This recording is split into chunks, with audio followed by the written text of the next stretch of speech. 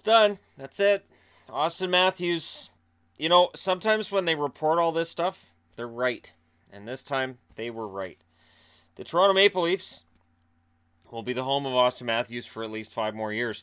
Now, the nice thing is, as I said yesterday, with Matthews signing this 5-year contract for $11.634 million a year, he's a free agent in 2024, barring, of course, another extension at that point, and young at that. According to Cap Friendly, he's 21, born September 17th, 1997. So he'll be 26 as an unrestricted free agent. Not too shabby. And, when you look at this contract, he makes roughly $600,000 more than Tavares. What this does is it allows them to go to Mitch Marner and say, okay, we're giving him $11 million. We're giving him 11.6. How does $10 million sound for you? And they'll commit at about $21 million. It does mean that, for Matthews, he's signing for a shorter term. And the question becomes one of, there was a comment in the video yesterday about how eight-year contracts gives a player security. There's no shortage of jobs for guys of this level. I can understand a player. Okay, Tyler Pitlick went in for surgery. They don't know when he's coming back. If Tyler Pitlick signed a 4-year contract, I'd say that's good security. When it's an Austin Matthews, I'm saying, boy, I tell you, he can write his own paycheck. He can go wherever he'd like.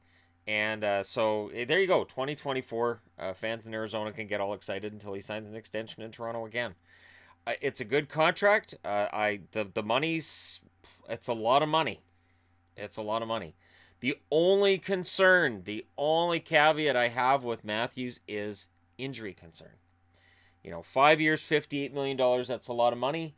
This is a guy who's shown propensity for injury. And I hate to say it because injury prone it's a term that gets thrown around with a lot of players. And it wasn't that long ago it was being thrown around at Sidney Crosby. He's gone through a lot of concussions. He's almost done. Maybe he should just retire.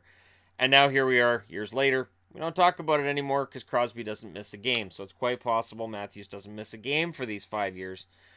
The Leafs, I will say this. Kyle Dubas is now one player away from doing exactly what he said he would do and keep everybody together. The question then becomes this. With this much money being spent on your forwards, can you afford to put together a blue line that is deep enough for a 4-round playoffs? And that's where the Leafs are going to have some questions going forward. I mean, if they win it this year, well, Leaf fans will be dancing in the streets for months.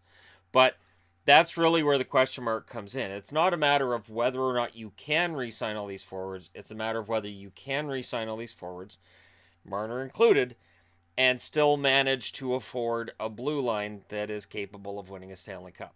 So we'll see, right? Because, there are the teams you have to get through, like Washington, like Tampa, like Pittsburgh, Western Conference. You've got all these other teams too. Most of them have pretty solid defense, or just, in Pittsburgh's case, you got Crosby, Generation Crosby, now we're to Generation McDavid, and Matthews is trying to force his way into the conversation. So we'll see. I think that the term, the money's lower than what was expected. Money would have been higher if it was an 8-year contract. That's why it comes down to a 5. He'll get his money. 5 years from now, the cap's going to be higher, and his cap hit can be higher.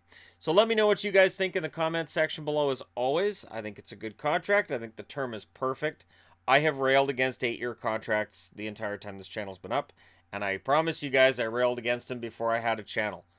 Whining and complaining and wandering the hallways at my job about these huge contracts and how I couldn't understand it from the player's point of view, where you can get stuck on a team that you may not be as happy with 7 or 8 years down the road.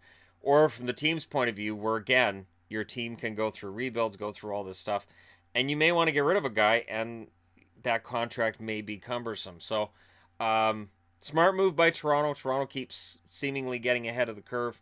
It looks like Muzzin's helped them with their blue line, and now Matthews has been extended. Next up, Mitch Marner, and I predict Marner gets extended before July 1st. I don't think Dubas is going to give other GMs a chance to snipe the free agents, and I do think this sets the market. I think we'll see some negotiations with other restricted free agents, and as I said yesterday, 5-year deals could become the norm thanks to this one. Let me know your thoughts in the comments section below. As always, don't forget to hit like and subscribe. If you're browsing your way through, you just happened upon this video. Thank you guys so much for watching. I'll talk to you again soon.